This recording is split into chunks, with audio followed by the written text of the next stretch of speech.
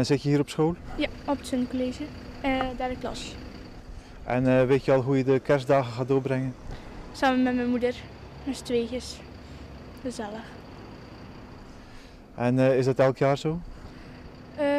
Ja, we slaan wel een keer over, maar door onwezenlige omstandigheden doen we het nu met z'n tweeën. De kerst doorbrengen.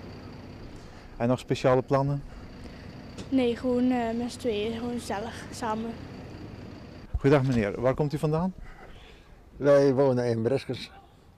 En hoe gaat u de kerstdagen doorbrengen?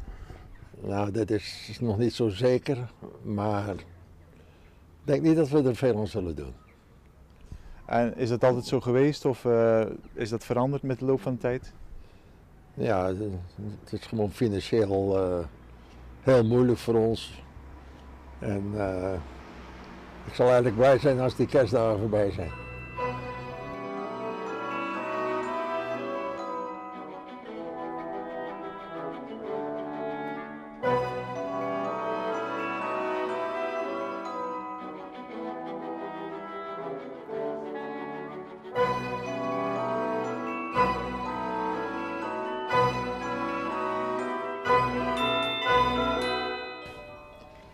We zullen waarschijnlijk nog wel naar de kerk gaan. En dat is dan de enige viering die wij op het programma hebben staan. Mijn kinderen en kleinkinderen die wonen een eind weg. Mijn vrouw is een Afrikaanse. En die, maar de vraag wat zij eigenlijk wil, we hebben er ook nog niet zo uitvoerig over gepraat. Maar zover ik het kan inschatten, denk ik niet dat wij veel zullen vieren. En dat heeft dan voornamelijk te maken met om financiële redenen? Ja. Ja.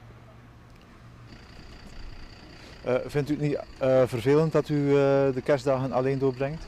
Nee, dat ben ik gewend, dus dat is geen enkel probleem. Nee, maakt voor mij helemaal niets uit.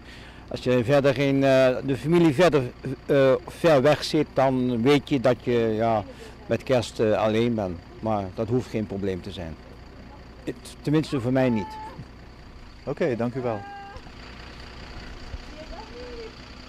En hoe gaat u de kerstdagen doorbrengen? Nou, mijn man en ik, we gaan naar de kerk met de kerst. En ik ben een Engelse, ik woon hier, ik heb geen familie hier natuurlijk. En de kerk is een grote familie. En de laatste tijd heb ik ook probleem gehad, nog steeds eigenlijk. Want er vindt heel veel steun van de mensen in de kerk. Het is één grote familie. Zo'n ritje naar de huisarts of naar Terneuzen. Dan heb je vrienden nodig. En ik ben niet teleurgesteld. En hoe bent u met die mensen in contact gekomen? Van de kerk? Nou, ik kwam hier en onmiddellijk keek ik rond voor een goede kerk natuurlijk. En ik begon hier in Oostburg en toen later, want alles ging uit elkaar daar eigenlijk, wat jammer was, ging door naar Breskens, ga naar de vergadering. Maar ik moet zeggen, het is niet de vergadering die het was vroeger, het is nu anders. Ik bedoel, het is, hoe zou ik zeggen, meer open, meer vriendelijk. Nog steeds net zo goed, maar ik bedoel, laagdrempeliger, dat is het.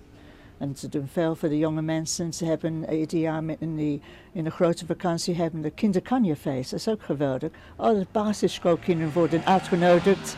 En ze hebben 3 dagen lang een beetje feest, liedjes zingen en dingetjes maken, creatieve dingen maken. Hartstikke leuk. Dus ze proberen iets te doen voor de gemeenschap om zich heen. Dat is ook leuk, ja. En wat betekent kerstmis voor u? Kerstmis? Ja, natuurlijk, de geboorte van Jezus. Ja, ook in Engeland vroeger natuurlijk was ook een familiegebeurtenissen, cadeautjes en dat soort dingen. Maar de echte betekenis is natuurlijk de geboorte van Jezus. Dat is ook wel het grootste cadeau wat je ooit kan krijgen.